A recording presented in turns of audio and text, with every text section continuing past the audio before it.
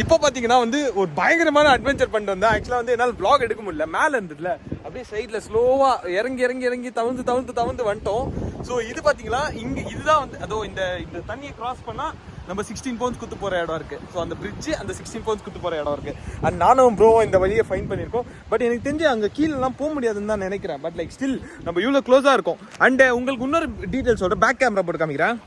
இப்போ நீங்க பாத்துட்டு இருக்கீங்களா, ஸோ இங்க இருக்கு பாருங்களேன், இதுதான் வந்து மெர்லின்ஸ் கேவ்னு சொல்றாங்க. ஸோ அந்த கேவ் அந்த மெர்லின்ஸ் கேவ்னு சொல்றாங்க.